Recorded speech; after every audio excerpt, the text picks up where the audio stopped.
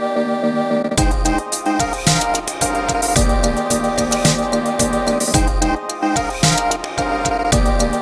back to Valiant Watch. It's your host, Ken B and Nick. We're about to get into one of the craziest minis from Valiant that came out this year, Killers 1 through 5. If you haven't read it, here's the breakdown. All right, so Jonin, the master, the sensei, the guy who taught Ninjak everything he knows, well, guess what? Also taught a bunch of other ninjas too. And so, long story short, he has a prize that he wants, the Tears of the Burning Monk. So he sends all the ninjas out individually, pitting them against himself in like a worldwide martial arts style tournament of just assassins, hunting, fighting it out to see who will be the one to get the prize to win their heart's desire. There's some pretty wild stuff. There's fights on airplanes. Let's just get right into it because there's so much to discuss. Yeah, definitely. It was the way they started it, like, they're building this team up and everything, and I wasn't sure how it was going to go because you start with issue 1 and they kick it off with Ninja G mainly. That's kind of who you follow with this team, which I guess is who they want to be the leader.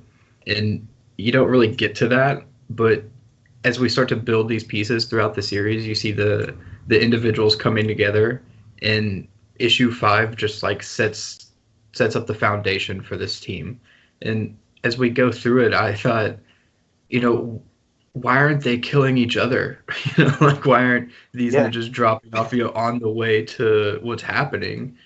And I got the vibe kind of early on, this is there's something else happening. The series is going to be important for a reason outside of just this competition. And from that perspective, I saw a lot of the moving pieces making sense, or making more sense, because each of these ninjas that are introduced, it does start to feel like there's this team dynamic happening. Like, these two pair up like a Snapdragon and I believe Ninja J on the plane. And, these like pairings happen on the way to this competition. So you start to see a team dynamic form, and it starts to feel like a team book. And that was something that I thought was interesting, and I didn't expect that because it's Killers. You expect to just nonstop killing of anybody. So I thought, like these ninjas are about to start dropping, but it didn't go that route, which is cool. But I'm glad that they had tons of other people to kill along the way. Like, they never dropped the ball on that. So yeah, that was something that kind of threw me for a loop, because that's not what I was expecting, is that they would form into little factions, almost like Game of Thrones like, and then at the end just all go at each other. But then as you get into like really even like the seeds are kind of planted at the end of, like you said, at issue 1, where Ninja G is kind of the lead.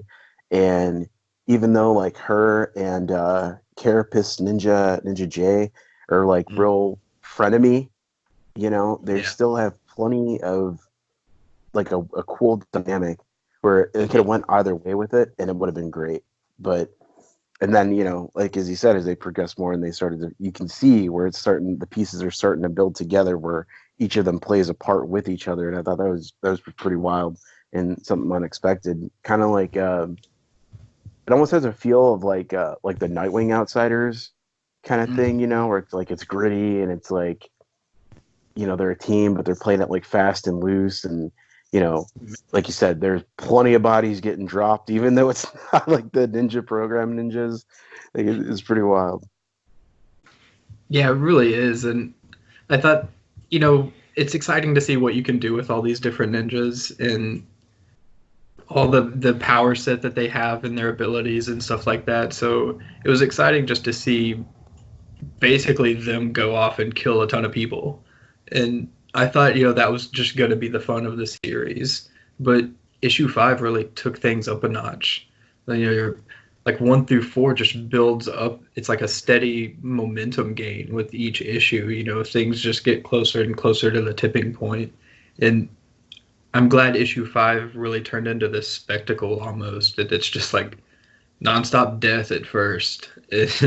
And there's so much killing, and it's violent. I mean, violent for the series even. There's almost every page just one after another is like things going through people's heads, and just crazy violent, brains, gore, blood, all of that. But it starts to build the story together in a cohesive way, and I thought that was a great example of what the series has done so far. It's got all the fan service moments that you want. It builds up on the ninja lore and their cool dynamics, but it's also telling a story about the formation of this team, and as they get to this monastery with the monk and everything, and they're all standing there. It clicks finally. This is not these ninjas going at it against each other. This is the formation of something bigger. And uh, Yeah. And the thing that's kind of crazy is the fact that it really plays to the strengths of the characters, like, and how pragmatic they are as ninjas, but also the fact of just how smart like the shonen is.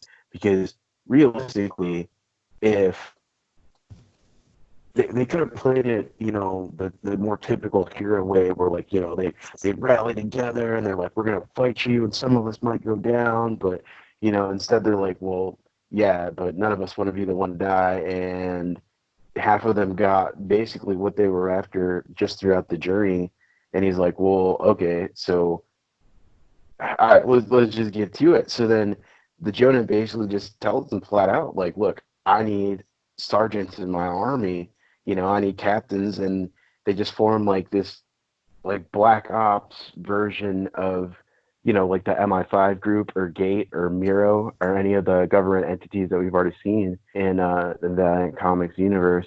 So it's like now not necessarily the bad guys, but basically the bad guys have like their own like just awesome infrastructure to just branch out and see where like where that's gonna go. yeah, like that line between are these the bad guys? Because the series does play with that a lot.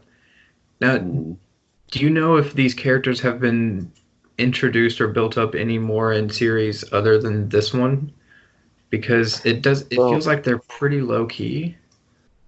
the only one that really had a much development prior to Killers was Ninja G. Mm. Some of the other ones were briefly mentioned in the last volume of Ninja K, when they officially when they changed Ninjak to Ninja K.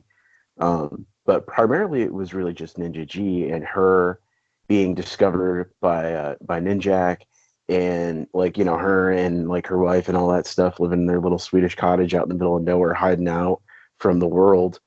And but as far as the rest, they really haven't really touched on them too much.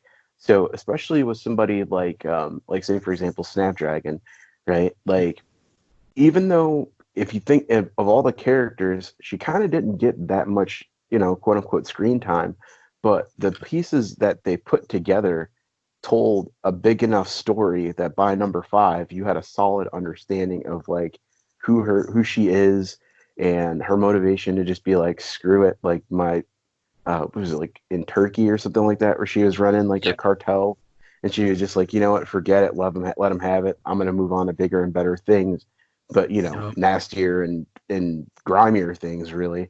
But that motivation made sense by the time they got to that point. Mm. Like they hit all the blocks they needed without too much filler for each of the characters, which I thought was pretty masterful, because with it only being a 5 issue series, you don't have time to like, oh, Snapdragon when she was 4 had a dog and like it drowned, and that was her first lesson about the cruelty of life, and you know what I'm saying, like all that stuff that usually goes into building up new characters or like that. But they were like, nope, we're gonna boom to the point, boom to the point, boom to the point, and then this crazy payoff out of left field. Yeah, definitely. And I thought Snapdragon was definitely the standout character for me.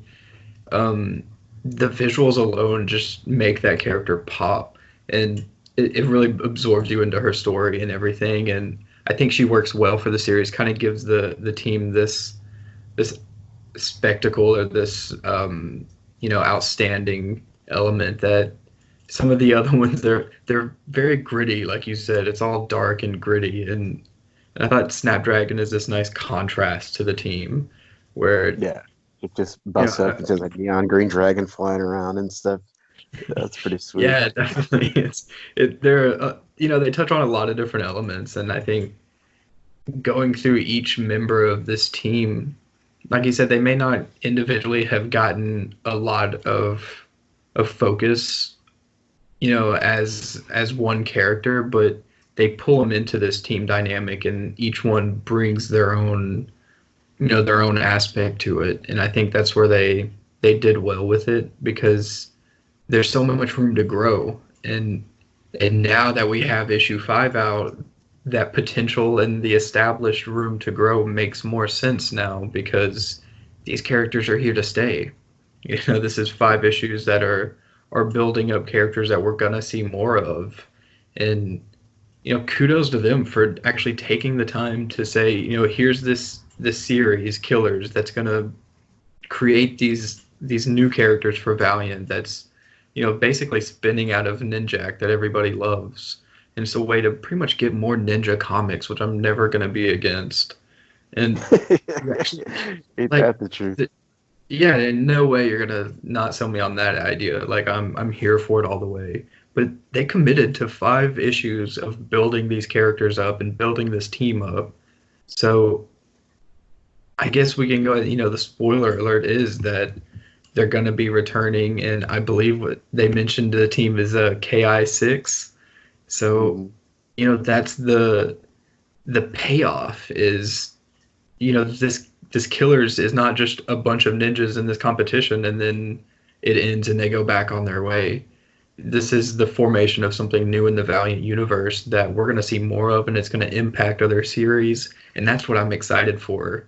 Like, I'm excited to see how other characters are brought into this and how that dynamic forms with the larger Valiant universe, because Yeah. KI6 is going to have a freaking impact. Like, it, led by Jonan and unleashing this team. Like, what does that mean for everybody else that's going on? And, like, I think it's this awesome introduction to Valiant 2020 because you've got so much coming back.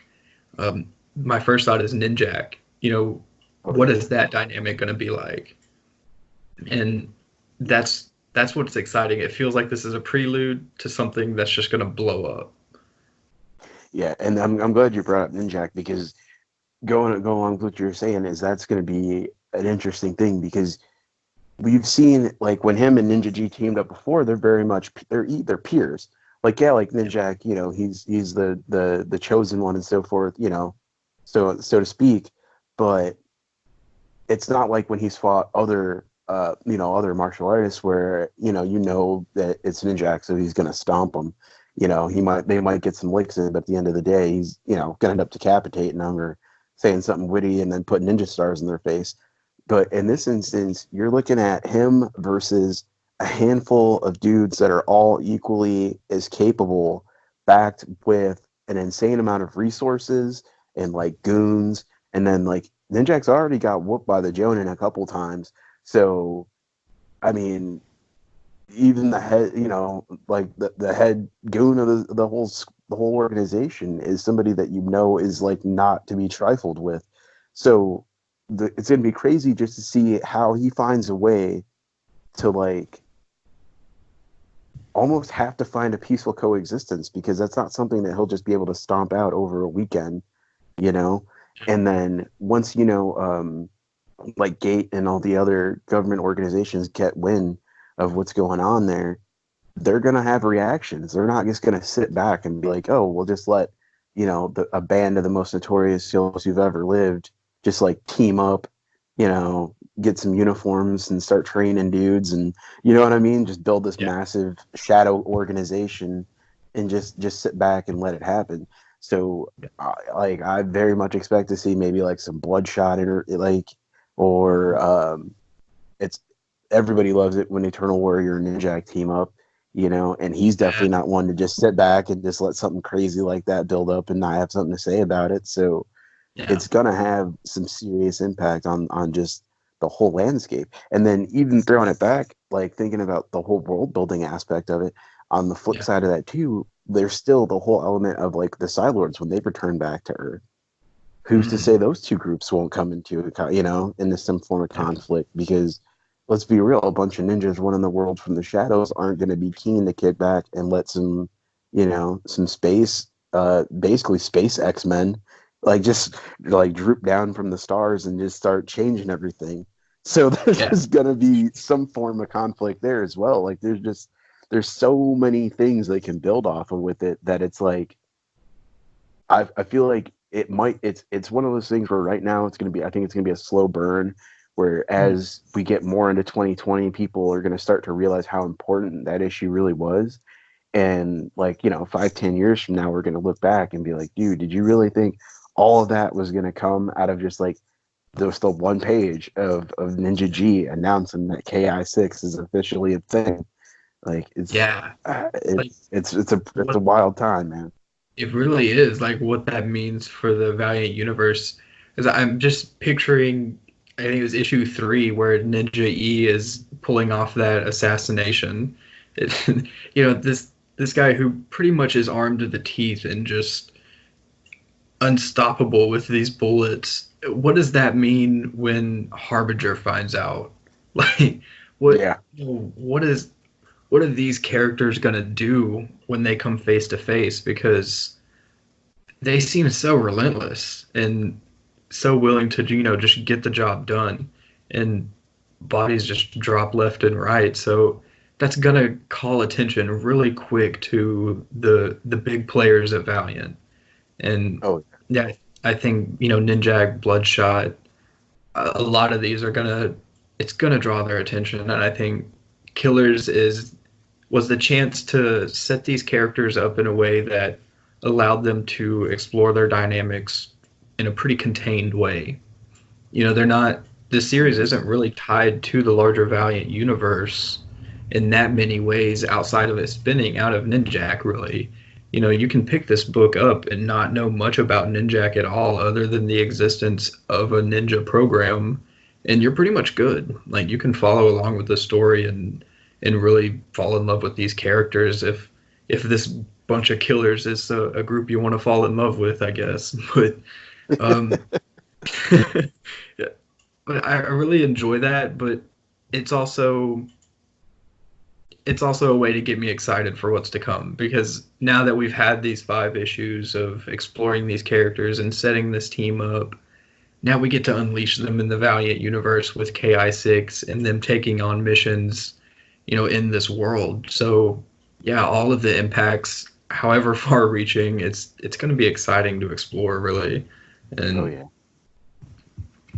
but You know, you can kind of go back through a lot of this series and see little Easter eggs that they had set that I think we're not going to really find out until KI6 happens and we're able to explore these characters more, because we're so focused on this team forming.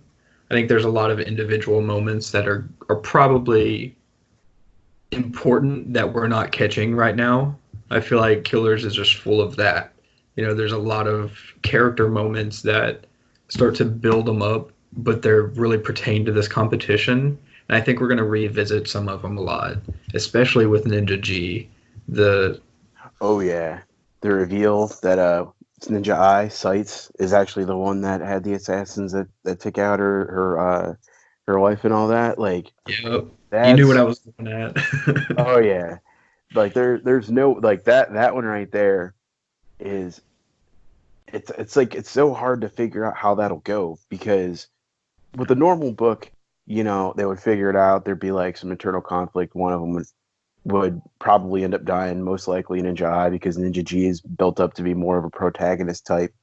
But when you're dealing with like a clandestine group of, like you said, like just pragmatic killers, there's also that aspect of her, them being the way that they are, they have to learn to compartmentalize, you know what I mean? So yeah, there's Yeah, always going to be like that part of her in the back that's like, oh, well, I'm definitely getting revenge on that dude.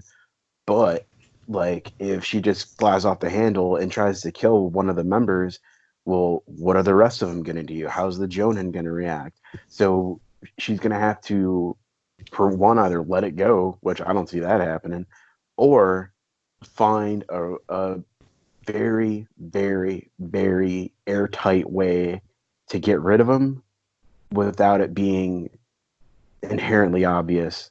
It's very I mean, it's very Games of Thronesy in that aspect. She'll have to figure out a way to not outsmart just him to actually get murk him, but also how to keep her standing in the group, because you don't want to have that all of those dudes like gunning for you.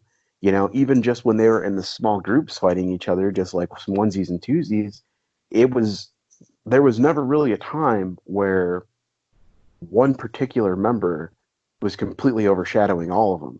You know what I'm Yeah, saying? So it was yeah, very much a like one slip up and you could be the one who gets got. mm, So yeah, it's if you true. pit yourself like one against the other, one against five, then they're not like Ninja G or really any of them aren't dumb enough to mess with those odds unless they have a solid plan in place. Especially now that they're working for the Jonin, and he's the most resourceful one of the bunch. So even like with just that one situation, and then like um, the crazy one, Ninja E, I think is Mhm. no. Yeah, NGE, the crazy one. All right, so even all right, look at him for example. Like that dude gets inside people's heads. Though that group, there's gonna be things that are gonna come to light that he's privy to that the other ones aren't. You know what I mean? Somehow, Yeah, like that's like a subtle thing that I didn't like. I don't know, that just popped in my head when I was thinking about it. But you know what I'm saying? Like there are people who work in secrets and he has access to all their secrets, and they don't take him seriously because he's talking like nursery rhymes and ridiculousness. How's yeah, that gonna? he's described as a mute telepath, and what kind of crazy dichotomy is that for an assassin in this business? Like you're a telepath who has access to all of this information, but a mute. You speak in Exactly. these crazy ways that makes it hard for people to understand. So people kind of dismiss you. Um, yeah, that's got trouble written all over it for this group of people. This is not something that like the Avengers where they're going to get into a fight and their civil war is them pulling punches. This is like Exactly. this is a little bit more tedious in how they need to approach the situation because it could get bloody real quick. And that's I guess that's part of the excitement of this team is the lethality of them, and this is what you're dealing with. So at the drop of a hat, you could have a bunch of people beheaded, and you really don't know when that's coming, And Exactly. like I think that's really cool when you turn it inwards and look at the team dynamics. Like you said, you don't want one going against the others, but they seem pretty on board with what's happening. I was kind of surprised at the end of issue 5 when I guess the introduction of the team happens or the formation, and Jonan's like, I need this to happen. You're gonna be my, I think he calls him his fist or something like that. I was surprised to see both or pretty much all of them just kind of like hell with it. Let's do it. There's no other. There's not really any backlash to it. What we've all been through in this whole past 4 issues before this, and what we came here for. This is great. This is a better life for them and a chance to just unleash their abilities with purpose. So they're all pretty down for it. So it seems like the team dynamic is good right now. And they play with that because they've laid the Easter eggs in the previous issues. So readers are ahead of the game on this one. We know what's coming because we know things are going to come to light that's going to force this team to deal with their struggles and these different conflicts. And there's just so much to do that I'm glad this series ends with basically an announcement because if it didn't, I would be like, oh my God, what happens here? Like, what happens with all of this? And I'm just so glad that they went this route. Yeah, because there's too much there to work with that it would just be like insanity to just like, okay, we're all just gonna go our separate ways and we're just gonna leave it at that. And Yeah. in reality though, they could have done that, and then they could have just worked the characters individually into like the next run of Ninjak or whatever the case may be, or just leave them in limbo until the next mini. But instead, they were like, no, like we really built something real here. Let's put it to work, you know. Yeah. And then another element of it, I didn't even like. I just thought about this is they're pushing Roku again, and she Mm. definitely has ties with Jonan. You know, he was Oh, responsible yeah. for well, partially responsible for her being who she is. Yeah, And so, true. how will that factor in when she figures out that he's up and running a new gang? You know, Yeah, it's so true. They're like, really doing a great job building up this whole like Ninjak side of the Valiant universe, you know? Like yeah, with so we're gonna come off of Killers, have Roku going, Ninjak looking forward to. This is a great time to be a fan of ninja comics. Oh my God. Like this is cool. uh, seriously, it's like the '70s kung fu movie explosion, but without like all the bad lip sync. You know what I mean? It's amazing. yeah, definitely. So, I am curious, do you think this was pre-planned from Valiant as a setup for KI6? It feels like now looking back on the series that, they knew what they were doing. They knew what they were building towards, and this serves as kind of an introduction or a prelude, or do you think it was kind of a test the waters issue?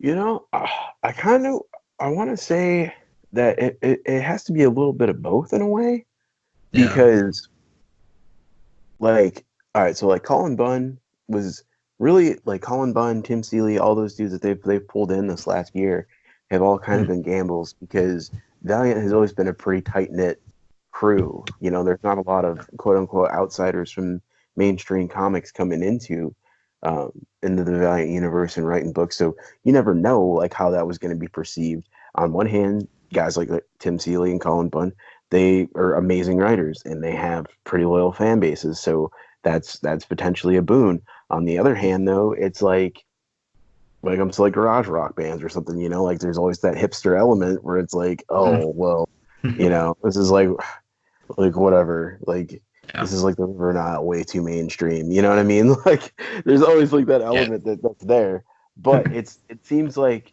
you know they kind of did the same with Punk Mambo, and Yeah. then um, I feel like they had to have had a little bit of confidence going into it, especially you know on the other side of the Valiant Pond, they're Mm. launching Bloodshot too around the time as the movie. So I mean, I feel like it had to have been somewhat primarily strategic just to see if it could even be done. So that's where I think it's a little bit of column A, column B, because they do give themselves safe space to where Mhm. if there was like some time before we saw KI6 again, it wouldn't be like the worst thing. Yeah. You know, barring they like wait like 5 years or something like that where the hype dies off completely, then they're kind of they'd be shooting themselves in the foot. But I feel like it's like they're testing the waters, but they did it at just like the perfect timing to where it works both ways.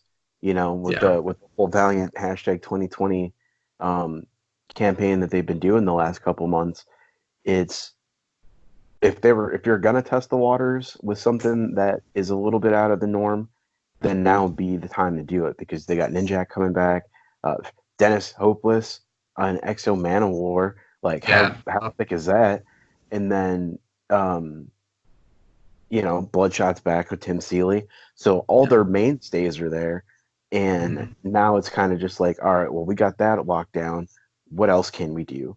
Then you bring Yeah. in you know Paul Levitz doing the Visitor, that the Doctor Tomorrow. I mean, so Yeah. yeah, I think it was a little bit of a test the waters situation, but Mhm.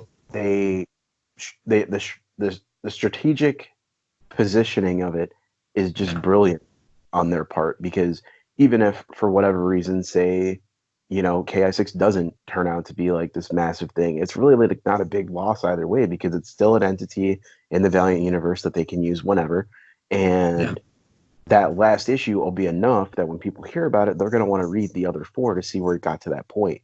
So Killers Yeah. on its own will still be a success. So I mean, it's Yeah. a win-win either way, you know? It's so true. Like the toy chest for Valiant just got larger with killers, and that's a success in and of its own. You know, they can play with these characters when they want, and I guess a great time to talk about this creative team because we haven't mentioned them yet. I want to go through them because this team has put together a great series. B. Clay Moore writing it just stunned every issue. Loved it. Fernando Dagnino on art with colors from Jose Villarrubia, letters from Jeff Powell. Like this was the kind of the core of the creative team that pulled the series off. And I don't think there was a low point at all. You know, even No. we swapped reviewing them for Comic Watch, and there was no like issue 3 slump or something like that. This creative team definitely like kept it going every issue, and I got to draw attention to the covers too. Issue number 5 with that Snapdragon cover. Oh man, Oh, that's a beautiful cover. That like is a that was beautiful cover, dude. insane. So we have a list of the people who did covers: John Boy Myers, Kenneth Rocafort, Jason Masters, Chris Cross, Andrew Dahlhaus, Will Portacio with Raymond Lee. If I missed anybody, sorry, but there was just so many cool covers with this series and all of the artwork. And it wasn't like something where there's this awesome cover and then you open up and then the inside artwork kind of doesn't reflect that. No, Yeah. you open it up, it's just awesome too. Like, loved it. It was one of the best parts of the series. Yeah, definitely. I mean, because it's easy to like just throw awesome things out there and let the actions themselves carry the art. But in this case, it's very much a case of like the art itself being, even if they were, I mean, they could at some points it seems like they could have just been standing around talking and the art still would have been great. But then you throw in like all this madness, like just going back to the plane fight, Yeah. like dude, just two dudes, well, two ninjas, and then a Yeah. flying green dragon, and it's like snakes on a plane level ridiculous, but at the same time, you're just like thinking like, dude, that is like it just got real up in that plane, son. Like, could you imagine just sitting there? Like, you're like debating on if you're gonna get fish or chicken, and you look up and you're like, whoa, this dude's got like shrapnel bouncing off of him, and this other chick just summoned a dragon out of nowhere. Like everything about the art and just was just solid. And Jose Villarubia, man, I'm not usually one that is really big on like colorists, like inkers. I think don't get enough credit, and Yeah. just generally speaking, like all of his palette choices were great. Yeah. Just going through Absolutely. um and then Dagnino's art is just like you said, man. Yeah. There was never really a slump going through it. Like all of it was just rock solid. Yeah. Yeah, definitely. And I think, anything with a heavy use of blacks like that lends itself to the dark and gritty tone. So even when they had a few moments that were a bit more whimsical, it still grounded itself in this vibe that really suited the team. And yeah, it was just stellar work all the way around and worth dedicating an entire episode to. Like, this was a series that, you can't just talk about issue 5 because Killers sets up something huge, and it's the whole series that you have to look at. Like, no way would I recommend somebody just pick up issue 5 to see, where Killers or where KI6 comes from. Like, Yeah, you've got to see the formation of this team and this competition that Jonan set them on. Like, you've got to see everything come to fruition because it's just awesome. exactly. And I mean that's really the perfect way to put it. Is that it's just amazing world building, amazing team building, and if you haven't read it yet, you need to check it out. On that note, you got any final thoughts? Not really, other than I'm ready to see KI6 take on the rest of the Valiant universe. And I definitely second that. All right, so catch us next time. We'll have some news for you. Rye number one. Uh, well, it's going to be a loaded one. So Yeah. catch us again here at Valiant Watch.